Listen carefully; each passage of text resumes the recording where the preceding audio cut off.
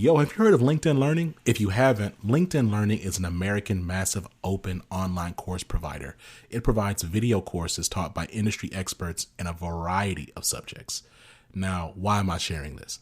I'm sharing this because Living Corporate is in partnership with LinkedIn Learning to provide diversity, equity, and inclusion courses. Listen, if you're trying to be a better ally, you want to understand better diversity, equity, inclusion strategies, or you just want to learn how to be a better leader, you got to check out the courses on LinkedIn Learning. So check it out. You can do it one of two ways. You can click the link in the show notes, or you go to LinkedIn Learning and you search Living Corporate. Again, link in the show notes, or go to LinkedIn Learning and search Living Corporate. I'll see you over there.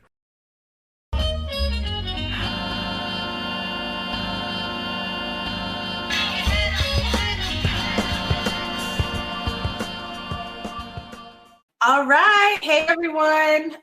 Tiffany Waddell Tate here with the Living Corporate team. If you're new to this channel or this series, Living Corporate is a writing and podcast platform dedicated to exploring and celebrating underrepresented identities in corporate America. We are early to mid-career consultants who came together based on our shared desire to have frank conversation about the ways we exist, survive, and succeed in corporate spaces. As a collective, we represent a broad spectrum of beliefs, cultures, and identities, and we know that our differences have shaped our perspectives and experiences in the world of work. We want to engage with other voices that often go unheard and have our conversations out loud. So if you haven't picked up yet, this is a channel really focused on Black and Brown people making it through these streets at work. And this series is the Access Point. So the Access Point is part of the broader Living Corporate Network. It's a weekly web show where we strive to bring y'all real talk to prepare you for the workforce. While our content is for everyone, again, we're focused on preparing Black and Brown college students for the future. Every week, we'll have an incredible guest to help us discuss the topic at hand. This week, we are talking about respectability politics.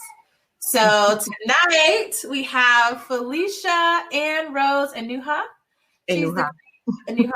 She's the creator and host and executive producer of the Trill MBA show. I love this. The career management podcast for Black women.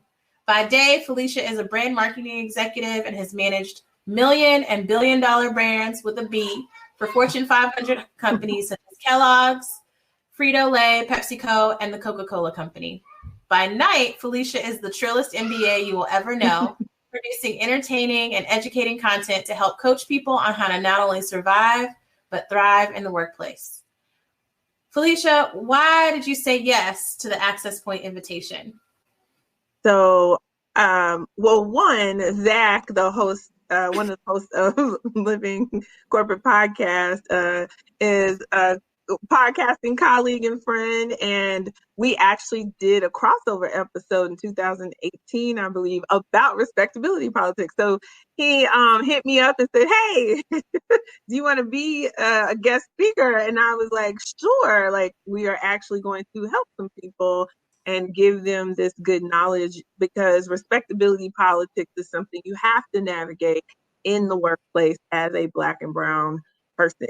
It's all over the world, actually, not just in this country. It shows up in different ways. Facts. Okay, well, I'm glad that you're here. I'm excited to have a very real Trill conversation. Too real, for those of y'all that might be a little younger. That's what Trill means, too real, okay? So let's get started. Felicia, in your opinion, what is respectability politics? So, people have done studies about respectability politics. And actually, I want people to think about it in context. You can answer everything with slavery, because this is where this started, right? And respectability politics is when we police ourselves, but it's a survival tactic.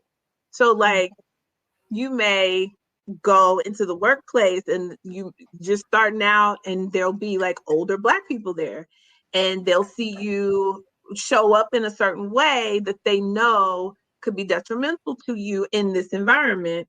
And they'll pull you to the side and they'll try to say, "You can't do that. Don't act like that," right?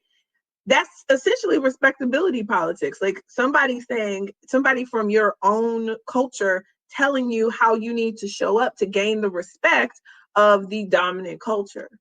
And it is truly a survival tactic, but I think sometimes for some people, they have drank the Kool-Aid and they actually believe that this is how we need to be, show up, act, and that if we don't, then somehow that's amoral or wrong.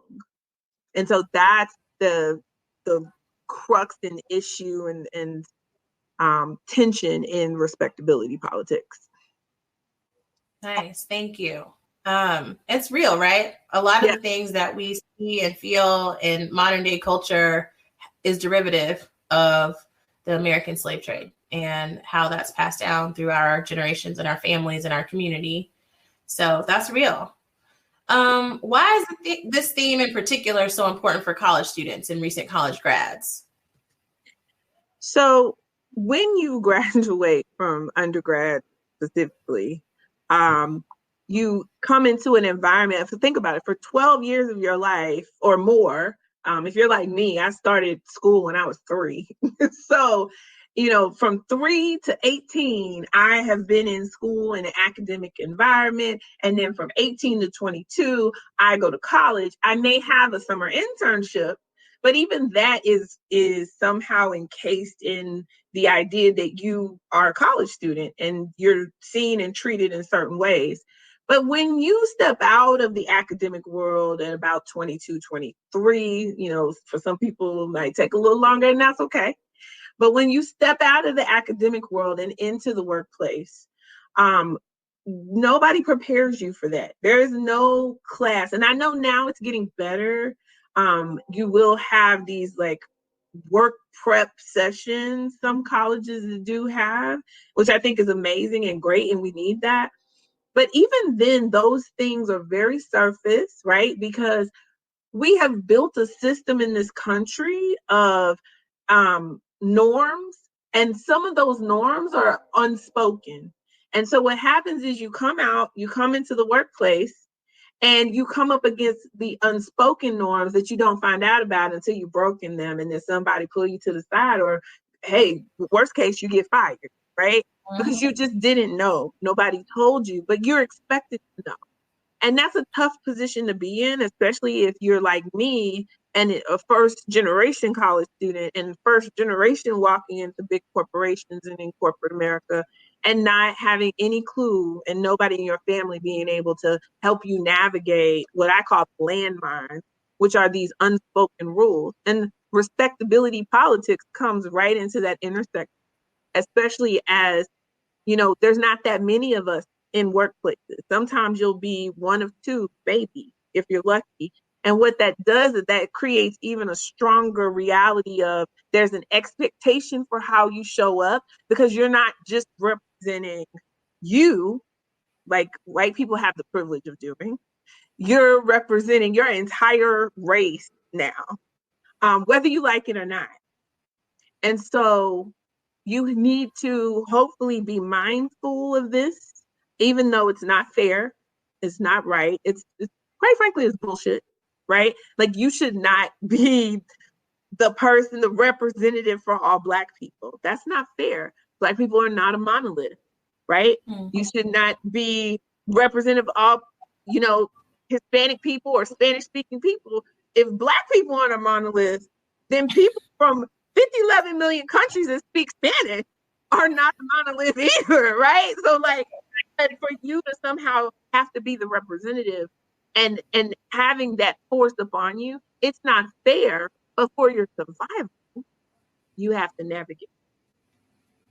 Mm-hmm. And so that's why it's important to have this conversation, right? Because life ain't fair, but we have to navigate it, and we want to navigate it for our best possible outcome. Facts. So Felicia, you mentioned landmines. Like, you really might not see a landmine until you've already stepped in it, on it, and you've gotten some type of reprimand. It's blown up in your face, quite literally. What are some of those landmines? I mean, there are a lot of them, but what are some of the most common landmines that you see new or early career professionals stepping into in corporate America? I think the biggest one is when to speak and when not to speak. Say more. Say more. So you gotta understand, when you walk into these companies, and no matter what your function is, you can be in finance, you can be in marketing, operations, engineering, whatever, you can be in the medical field, wherever you are, and you're said, we're gonna hire you for this job. We think you can do the role. It's an entry-level job. So the expectation is that they're going to train you. And you may have ideas and you may have things you want to bring to the table because you're smart. You can solve problems. You spent all these years in school and people telling you that you're so great, right? So sometimes some people, led with a little ego, will go into these spaces and you can have the best idea and it really would make the company money.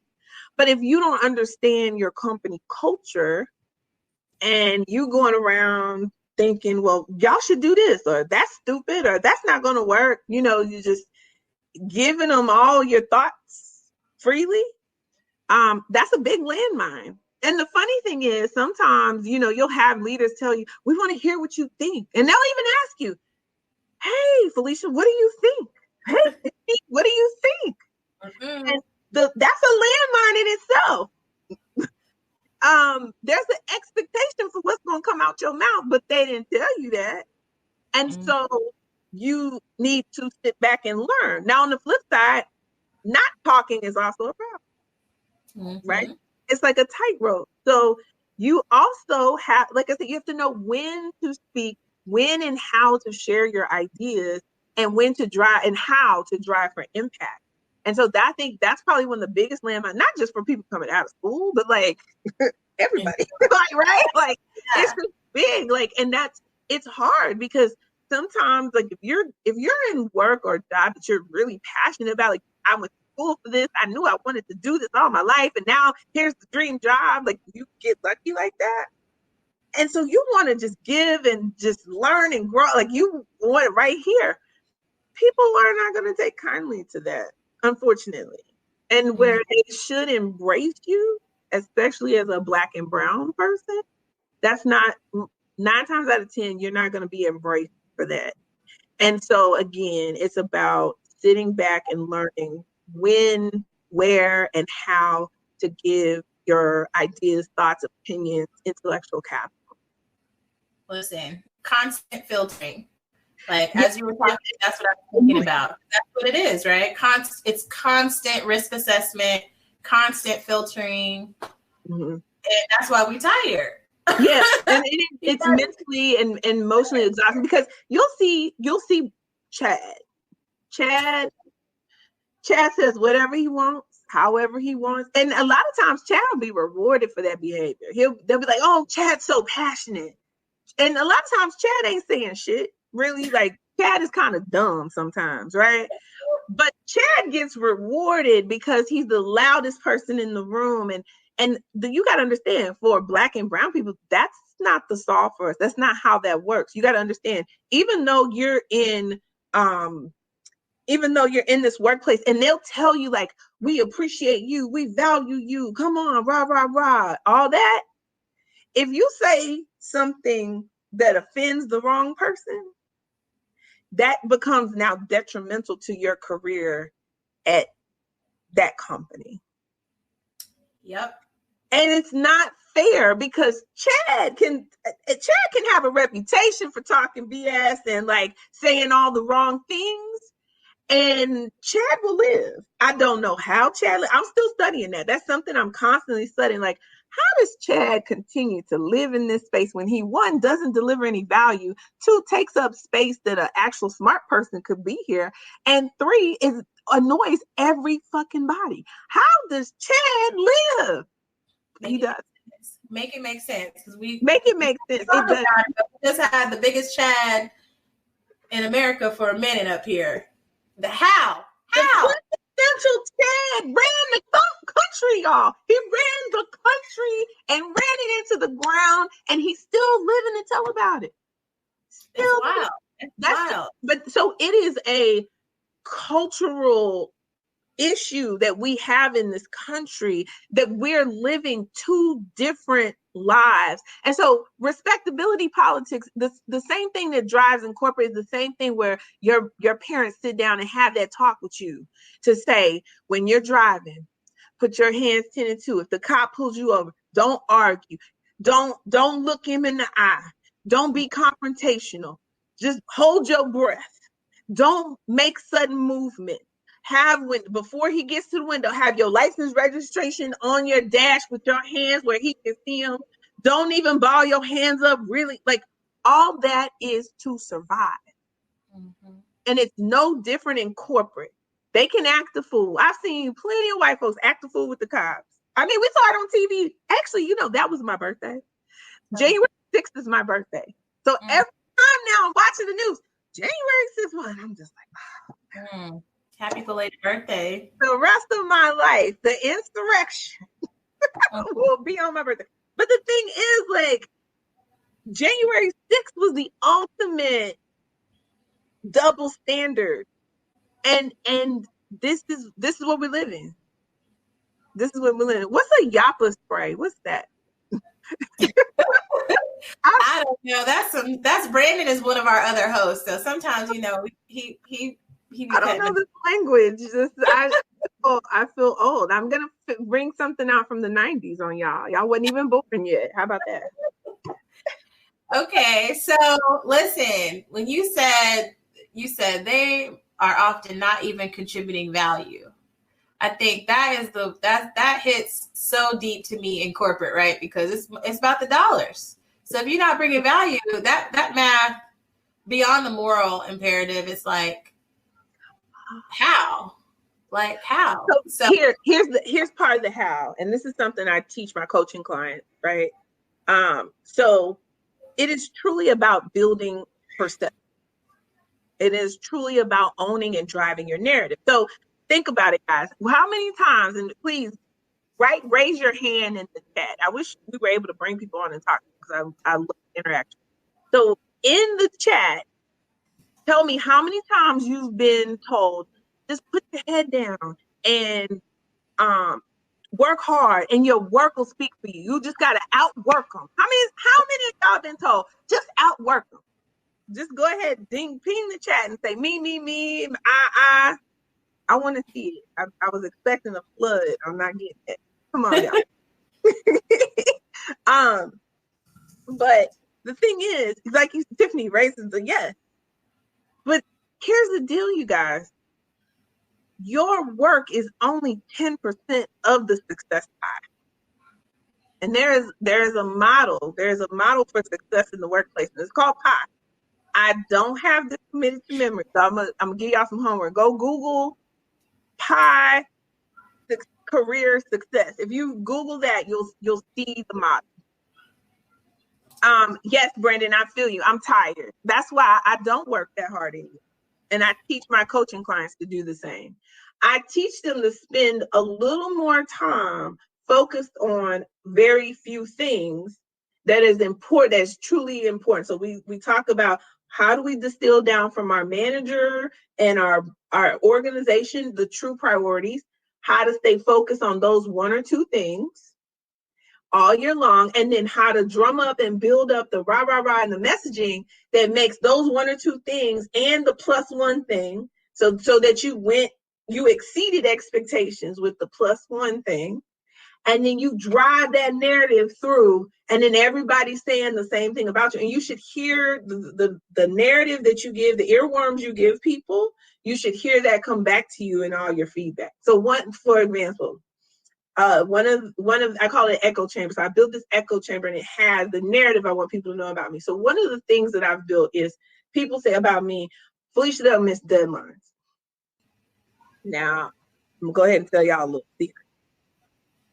I miss all kinds of deadlines. Most of them don't matter. What I don't miss are the one or two very, very important and highly visible deadlines. Right? Mm-hmm. And then I drive the narrative, Felicia don't miss deadlines. So now my whole team always, we're in meetings, they're like, oh, but we can't miss the deadline because Felicia don't miss deadlines. I actually was talking to my best friend over the weekend, and we were talking about work and career shop. We were workshopping some stuff. And she was like, I'm ashamed to say this, but like, I feel like I'm missing these deadlines. And I know you don't miss deadlines. I was like, oh my God, I even got used to say, I have friends saying I don't miss deadlines. Why? Because you understand, people take mental shortcuts, which is the crux of respectability politics, is because people are lazy thinkers. And so you sit there and you get an idea in your head and you just run with it, right? And it's just easier. And then your brain is something called confirmation bias. So then you pick up everything to confirm the little thought that is, got in your brain. And so now it becomes, and that can work for you and that can work against you. And so you have to drive the narrative. So the way you drive the narrative is you start planting, well, I really don't like missing deadlines, so I don't, right? You just start telling people that. And anything you want people to know or say about you, you just start putting that casually in conversation, every conversation you have. To you, it'll feel real repetitive. To them, it's just like, it becomes fact in their mind. Not even opinion. It becomes the thing. And next thing you know, you hear people saying about, Felicia don't miss deadline. She gets stuff done. Do I? Listen, be your own PR machine, okay? Yeah. Be your own PR machine. Deliver the receipts and talk about it. That's the thing. A lot of times I feel like the work twice as hard message I got growing up you weren't supposed to say anything. You're supposed to be humble. Right. No. But that's not but see, that's the thing. Nobody will ever say I'm arrogant. So you gotta understand, because of respectability politics, you gotta walk a tightrope, right? You gotta walk the line. You can't run around. I don't miss no deadlines. Like, you can't. Right? No. It's just real passion in the right moments that I'm passionate about something. Okay, guys, we really got to do this project, and I'm so excited about it. Oh, you got to be super positive, right? I'm so excited about it, and we're going to get it done because, I don't miss no deadline. We going to do it, y'all. And so, again, it was very subtle. But the brain takes mental shortcuts. So, Felicia she don't miss it. We got to do it, y'all. Felicia can't miss the deadline. We can't miss deadlines now, right? We work with Felicia. I'm telling you guys, these are the tactics that work. And I'm going to give y'all the secret, because it's not a secret. I tell this all the time. I talk about it on my podcast. I tell everybody, it's not a secret. How to Win Friends and Influence People by Dale Carnegie. Yes. That is my Bible. Okay.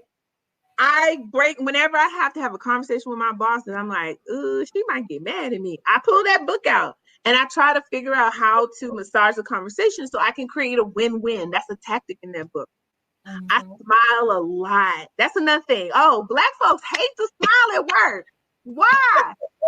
Let me tell you, the things that account, right? Because here's the deal, because part of smiling at work, skinning and grinning, like, some people will be like, well, that's respectability. You don't really grin and grin like that. That's you trying to fit in, and it all that psychology, right? And you want to rebel against that because you don't want to play into the stereotype of anything. So you don't want to play into their stereotype thinking we're all lazy or this or that. But then you also don't want to play into this stereotype of the good Negro either.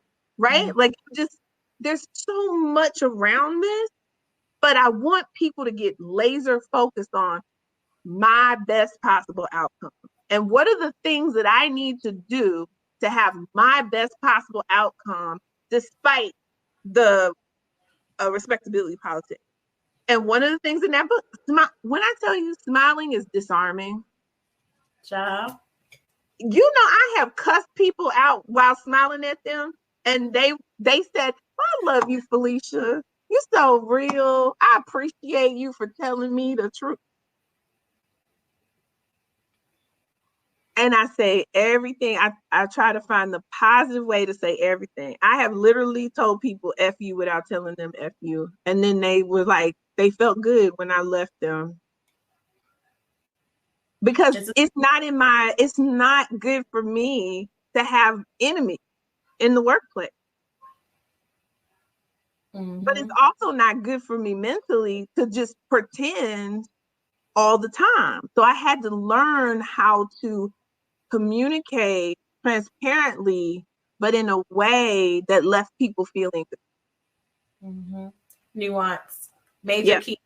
And the more leadership that you take on too, right? It becomes more and more important to have that ability to know your audience and influence people without making them feel like dirt. Because that doesn't work either, because folks already don't want you in the workplace. And then when you're leading them, they definitely don't like that. Exactly. Listen, just understand, guys. White people, whiteness, let me not say white people, because not all white people, right? Just like Black people aren't a monolith, white people are not a monolith, okay? Right? But be clear. We just got into these spaces, like not even a good, 50, 60 years. I mean, it wasn't really until like the 80s and affirmative action and like people getting master's degrees, and like we're only 13% of the population. Just our existence in these spaces, folks are uncomfortable.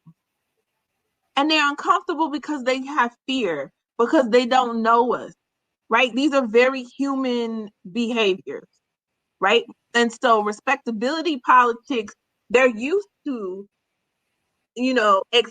making sure we show up in a certain way. And they've conditioned us to know that if we don't show up in a certain way, that could be detrimental to us. Mm-hmm. And it still happens now. You just have to be cognizant of it, and you have to make intentional choices of how you're going to show up. So there's a question in the chat. It says, at what point do you think that Black people don't have to abide by the respectability politics anymore? When all white people collectively admit that racism is a problem, and that they are not questioning how Black people show up in the world, however they want to show up. I'll give you an example. And we're getting close. I don't know how long it'll really take, but I know we're getting closer. And how I know we're getting closer, I spent this weekend in happy tears watching the young lady, and I don't know her name. She's the gymnast that went viral, the UCLA gymnast. And let me tell you why I cried. I cried because what I saw was freedom. What I saw of her routine was Blackness, raw and unquestioned, right? And so when I saw her routine, and I just sat there and I watched, I was like, she really did all that. She crip walked and everything. She threw up gang signs. I was like, yes, we're almost there. Because the thing was, her teammates, her coaches, she got a 9.95. She did not get penalized for being herself. Now, here's where I know we still have work to do. There was a woman, some white woman, in the comments and on Twitter that basically was like, well, I just, there was a lot of dancing and it wasn't very technically sound. And I'm like, you can't get a 9.95 if it's not technically sound. So you're on some bullshit. So it's still gonna take a little while. Your generation just ain't gonna be that free. But I think now more than ever, you have the room to push the envelope. Because when I was y'all's, when I was coming out of undergrad, I won't say when I was y'all's age because I don't know everybody's age on here. But when I was coming out of undergrad, I was told, like, you have to straighten your hair. You have to, wear this type of suit. You got to put pantyhose on. You can't wear pants to work. They were still doing that ish, right? And that's a form of respectability politics, telling you how to show up in order to fit in to this normative culture, instead of just being yourself and not having to get up in the morning and think about, well, I'm tired of creamy crack and I want to wear my hair natural, but will that stop me from getting a promotion because white people scared of my natural hair? So Felicia, no, it's not over, but hopefully, I look like this, and I don't care now, but I mean, I'm different, y'all. I'm different. We have a question in the chat, and I think we can actually invite them on screen with us. So cool. Let's give it a try. Tell me your workplace dilemma. This is my favorite thing to do. I can break down a workplace problem better than anybody and tell you exactly what's gonna happen, because it's a pattern of behavior. It's human behavior, guys. Hi. My question was, how do you align respectability politics with bringing your whole self to work? I feel like it's almost one or the other, or you have to kind of lean heavier on one side or the other. And I'm just going to add a little more context because I like to wear big gold hoop earrings. And I do realize that I kind of have to read the room first. Like, I can't show up first meeting with the big gold earrings. I kind of have to establish that I'm professional and I actually know what I'm talking about. And then I can wear my big gold earrings to work.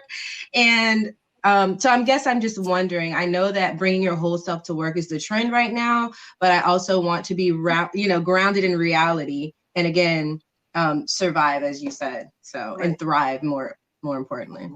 Mm-hmm. So guys, let's break this down. This whole be your authentic self at work, it's bullshit, but it is. Like, it's for white people and for white people to feel good. Like, it's not real. Because if we could bring our whole selves to work, I could talk to y'all just how I'm talking to y'all right now, use all my Black English vernacular with my polysyllabic words, my SAT words too, right? And people be like, "Oh, Felicia, you're great." That's not how that works. When I'm at work, what I coach my coaching clients to do, wear your big hoop earrings, right? And so let's break this down. What happens? You have to build credibility in the workplace. So when you start a job, that's why you have to sit back and kind of fill out everybody. Like she said, fill out everybody. But I think some things like how you fix your hair, how you do your makeup, how you do, earrings and clothes. What you don't want is you don't want whatever you do to show up to be a distraction, right? So, and I think with the big hoop earrings, if people don't know you yet, that can be distracting. So how I tell people to think about it is when you first start a new job, the first 90 days, you want to fill out the company. So see how people do people wear jeans? Do they wear suits? But you come suited and booted. Until somebody, and they're going to comment, because you can't win either way. Somebody going to make a comment like, "Oh, well, you fancy," right? Somebody, you understand, there's no quite winning all the way. It's just what's your best possible outcome. So when you first start a new job, leave not the big hoops, but the smaller hoops. Still do some gold hoops. Get the medium-sized ones, right? And then what you do after the first 90 days, you felt out everything. Even if it seems like the hoops would be a bit of a distraction, wear them. Because then you can see what happened, right? And then the thing is, be consistent. Wear them all the time. Because then after that, they get used to it and it's a non-factor. But if you want to wear your big hoops, and when you wear hoops, wear your big hoops after the first 90 days, right? But here's the real secret of how to get away with showing up pretty much however you want. If you want a nose ring, if you want one earring, like, all looped up. I think I saw Beyonce with 5011 ear thing, right? If you want to do that, right? If you want to express yourself in that way at work, show up your most positive self.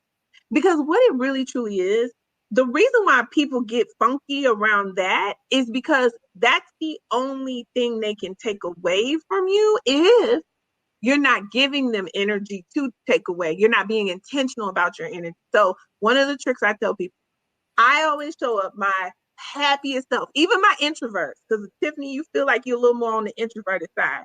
And so I always get feedback about her face and her facial expression and why she looks like she don't care.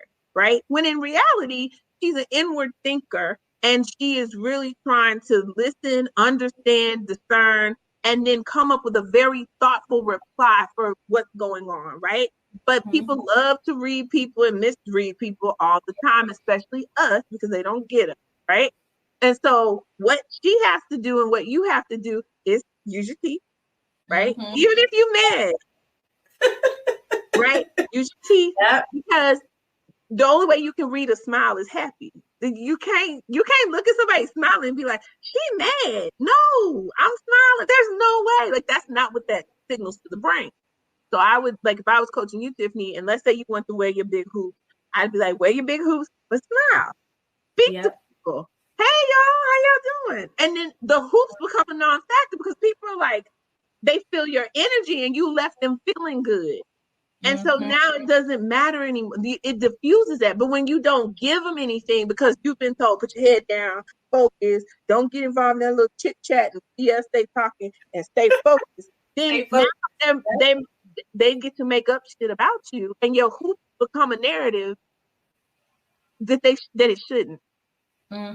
So you have to be intentional to what you give them, right?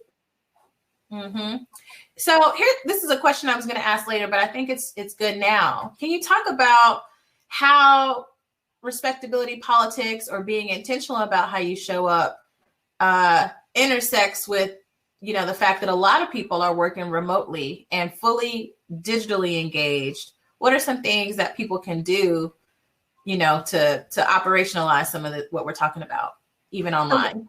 I tell people this is the best time to build your network because now you got leaders, they stuck at home like everybody else, right? Their calendars have slowed down because people assume they're busier than what they are because they can't see you running around and going from meeting to meeting to meeting to meeting. And there's a lot less meetings now because there's not this need for FaceTime. Because a lot of times we just be having meetings because I need to look at you and you need to look at me and you need me to say no to your face, right? Now it's email because I got kids and I got this and I got that, right? And so now you can get on people's calendars easier. This is perfect. Then you show up on this screen, you smile, you have energy, you give them energy. They're like, oh my God, I like that person. And likability is really what propels your career. But people that don't know you can't like you. They don't know you. Talk about it. About it. And that's the thing, like respectability politics for Black people, we've been pushed into this corner and told, keep your mouth shut, keep your head down, all that. No. Go make you some friends, especially some white male senior leader friends. Go make you some friends. And they want to talk to you, but they scared of you. They just as scared as you of you as you are of them. They don't want to say especially now after George Floyd. Shook. They shook. Listen, I emailed the CEO of my company because he sent out some letter that he even write, right? Like he got people. But he sent out the letter and I didn't like it. So I emailed him. I was like, and again, positive. If you can say anything to anybody if you put it in a positive frame. So I said, I totally understand that your intentions were awesome here, and I appreciate you saying something, and that was important. So that's the pat, pat, pat. The poke. But I have to be honest, I don't think the impact of this email on me as a Black woman in your organization did not match your intent. Mic drop. Boom! Got him. So now he know who I am. Like, you know what I'm saying? And he interacted with me because it was like, either I'm gonna get fired or this is gonna prepare my career. And sure enough, it was great. Like I was winning this summer. But yeah, so like you can't be afraid of your senior leaders. They need to know you. They need to know who you are. They need to know what you contribute. So and all you need is one receipt. See, a lot of people think I need receipts, like that CVS receipt. You don't need all that. You need that good little Taco Bell receipt. That's all you need. Like you don't need the whole thing. You just need one good hit or two, right? So stop working so hard and work smart, and then focus on driving the narrative of those two good receipts. Those two good receipts will take you far. Even if you're Black, they will take you far. That's facts, especially when, like you said, there's not that many of us. So if you're making good trouble to begin with, it's gonna make a ripple, right? Because you're gonna stand out. But you always be positive about. I'm telling you guys, the power of positive energy. I know there's some book or something. I even read that book. I'm telling you, I come to work every day. I say things in the most positive way that I can. The hardest information, I spin it into like, well, what's the glass full version of this, right? That's how I've learned, just so I can have one filter. Because I think what we try to do is we try to change our filter based on the person we talking to. That's exhausting. That's exhausting. And so when you just have this one filter of what's the most positive way I can say this that I leave you feeling good, that's the only filter I work through now. And it has saved me so much heartache. And people have actually been like, oh, Felicia, you communicate so well. No, I don't. I like to curse. I like to say all kinds of crazy crap. Like, I don't. I had to work at it. I had to work at it. But you know that one filter too, I like to tell people, senior leaders, whoever they are, they're just people. And 9 times out of 10, people are so scared to talk to them that if you show up truly, bringing some value and being yourself and actually acknowledging the fact that they're a whole human being and not just their title, you leapfrog people. That's the secret. That's the secret. Because let me tell you what that signals. That signals leadership. Because the leaders are not afraid to talk to other leaders because they see them sitting. And I'm not saying you 23-year-old, 24-year-old go up to the CEO of your company and be like, I can be you. Like, I'm not. You still respect, you have respect, right? But also you recognize this person's humanity, which a lot of people around them don't do because they are this title and all this BS that everybody done made up to make them so special. They ain't that special. You'd be surprised if you sat in some of them leadership meetings and you heard their conversations, you'd be like, oh, I thought y'all was smart. Felicia, you tell the truth now. I already know. It's not that I'm not saying they're dumb, but like the idea that they're like they have this extra special it thing. No, they built relationships in their career that got them there. It was the relationship with somebody that said, I really believe in this person and they can do this. And I really am going to invest in them. So your job is to get people to invest in you. And the way you do that is by getting them to like you. Respectability politics does not mean getting people to like you. That's not respectability politics. Respectability politics is us trying to pull ourselves to the side and say, we need to act like this to get ahead. And that's not true either. You need to bring what you bring to the table, and that magic is in our DNA, right? Yes. I got loyalty, I got royalty in my DNA. Kindred. Word. Yes. Fact. So like, use that because they don't have that. And understand, they always trying to monetize everything we do, say, and be. Use it to your advantage in these cases. And then when you come to the, CEO, hey, he don't know nothing about no TikTok. He don't know nothing about no Clubhouse. None of it. Right. Low key, I really understand it still. It's been out. Right. And if you understand the business's objectives, right? Like make sure you get versed in the business, make sure you understand big picture and how that relates to what you've been asked to do in the company. Now you start thinking, use your brain, you got it. And then when you have those conversations, you can have thoughtful conversations with these leaders that they'll be like, oh, this kid is amazing. Get them, then next thing you know, you got sponsors and advocates and you manager, director, VP, like you got the corporate bag. But you got to be intentional about it. We got another question in the chat.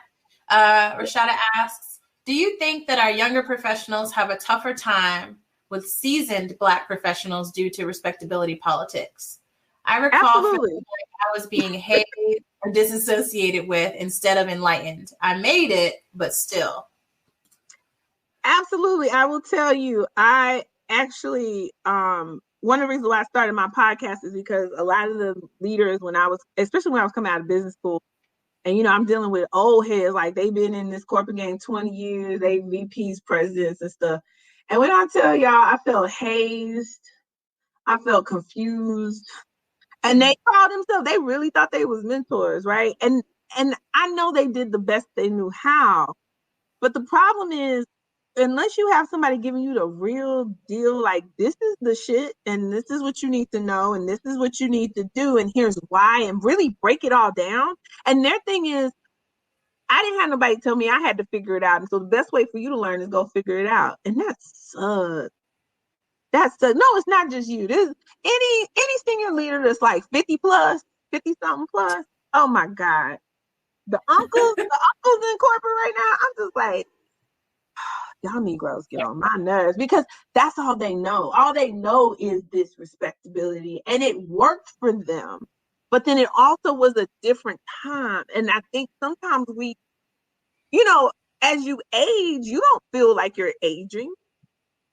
And so some things you see change, like you see the technology change, and you dinosaurally move along with some of it, but some of it I don't know why them kids on their Twitter. I don't get that, right? Like you hear old people talk about it all the time. I have had friends talk about, and this is like older white people. This is all just older people, right? And they're like, oh, my granddaughter's on this TikTok thing, right? Like they'll be in board meetings talking about this. But one thing the seasoned professionals understand is that the future of the company and how they, meet their customer or consumer needs is built into this age group that's like bringing this new technology, right? Mm-hmm. They're going to be the ones that want their parents to buy them this stuff.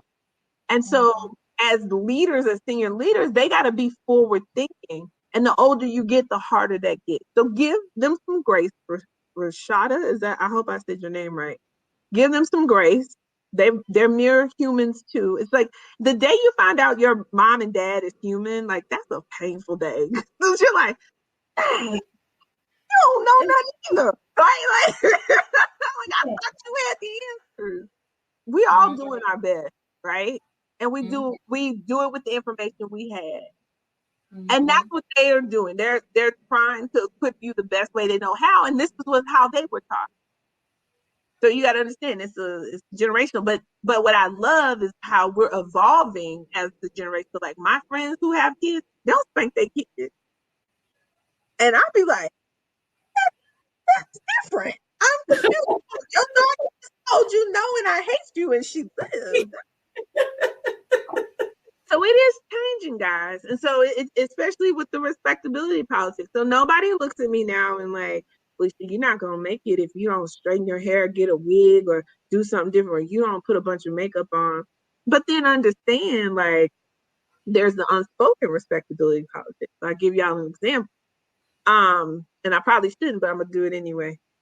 So currently, when I look at the Black leaders at my organization, or I look at especially the Black women leaders, and I look at some of the Black women leaders who have left the organization too, there definitely seems to be a prototype. And that's something you should pay attention to. But you got to understand, in any organization, when you look at the leaders, there's always going to be a prototype. And so you have to decide, if I want that spot someday, what do I need to learn, what those unspoken rules are about getting there? And then understand that once you get there, you can wear your hoop earrings however you want, whenever you want, because you're there. It's the getting there part where you got to play the game. Facts. And the game is different depending on which door you entered, or which angle what it is, and who's in the room, and you get sharper as you keep going. I tell people all the time, I act up because the stakes aren't as high in most spaces now. Doesn't mean they're never high now, okay? Because social media will get you caught up now. Social media gets you fired. Yeah, social media will get you fired, but it also might get you hired if you're very intentional about what you're putting out there. You have to, and that's what I want you guys to know. The biggest rule, no matter what, respectability politics, and you might have to navigate that, or somebody come to you and tell you how you should show up. Be intentional about it. Like and you can opt in or opt out. It's an opt in or opt out. You can get money elsewhere. Don't never get married to no company, because this company is not married to you. They will restructure in a heartbeat. And you've done all the respectability politics. You showed up, you ride, you did everything they wanted you to do. And they will hand you that pink slip and not blink and tell you the day your last day, get your shit and get out. Listen. Like you the side piece. Not a side piece. They listen. Don't ever think you the main chick for these companies. You know who the main chick is for the companies? The shareholders. That's the shit. Facts. You're not wrong. So really the game is figure out how to use or leave behind, or take what works for you from the respectability politics bucket and and essentially constantly be a flight risk, right? Like you want to be a flight risk. I mean, at least that's what I think. You kind of be seen as a flight risk in the way the career landscape looks now. I think all companies should just mark Black people as flight risk, because y'all just allow people to mistreat us in these spaces like constantly. It's ridiculous. Like the number of EEOC claims and complaints is constantly on the rise the last 5 years. It's bad. It's bad. And so I don't want to discourage you. Anybody out there listening to me, please don't be discouraged. You can navigate these spaces to your benefit. There's a lot to learn in these spaces. So make sure that but don't overstay your welcome. Stay there as long as it's good. They're treating you right. You're learning. You're adding bullets to the resume. They're paying you. They seem happy to have you. They want to promote you and grow your career with them. But the moment they start, acting like it's other fishes in the sea, then you need to go get back in the sea. All right, Felicia, we're rounding the corner on the end of our time together. You have dropped so many gems tonight. I'm definitely a couple folks in the chat said they were going to listen to the replay, even though they were here. I'm going to listen to the replay myself. Okay. Too real. And you can listen to the podcast. Yes. As a matter of fact, for all the folks listening, oh shucks, we might have one more question, but for all the folks listening, and we answered that. Where else can they find you, your good content on these digital streets? So at Trill MBA Show is on all social handles. We're on LinkedIn, Twitter, Facebook, Instagram, and then on all podcasts, Trill MBA Show, the career management podcast for Black women. If you put Trill MBA, usually it comes right on up. So yeah, check us out. We are gearing up for season 5, which launches February 7th. I'm going to pray. We're working hard. The team is working hard to make sure we meet this deadline. But then also I got to produce the show. So, but no, we've recorded some great content for this season. We're going to focus on, things that in our lives to support our career. So for example, a lot of times we don't focus on our personal lives. We get so career focused. And guys, life should be a balance. Like you got to give and take. And so you don't want to if you want to be married and you want to have kids, then you need to focus on that at some point too. Like it won't just happen automatically. So you got to understand, having a good life outside of work makes you a better employee inside of work. So that's something we're going to explore this season. As I'm on my career journey, I'm also exploring that. We're going to talk about, really, again, I focus on the tactics. Like, if you get on a pimp, what are you supposed to do? What are the things you need to be doing? If your boss doesn't like you, how do you mitigate that, right? Like, how do you get around that? How do you kind of change that around or turn that around? And again, it all starts with being positive, having positive energy. It's really hard to hate somebody that's smiling and happy all the time. So even if you're not happy, fake it till you make it at work. Be happy at work, complain to your friends. Don't complain about anything about work, at work, or to anybody that you work with. Never complain. Never. If you need a space to vent, one of your friends that don't know nothing about what you do or know nothing about nothing, right? Go there. But at work and all the people, they should just like, oh, Felicia, she loves it here. Oh my God, this is great. We love her too. It's all love. It's just always a love fest. Facts. Whether you like them people or not, they'll never know. Facts. All right, Felicia. We appreciate you joining us tonight on the Access Point. This has been an episode all about respectability politics, what they are, how to navigate them, and make yourself the owner of everything in your career journey. Follow Felicia at Trill MBA Show on all the channels, and Living Corporate Pod. We'll be here same time next week. Thanks so much for joining us. We'll see y'all next week, next Tuesday, for another episode of the Access Point. Good night.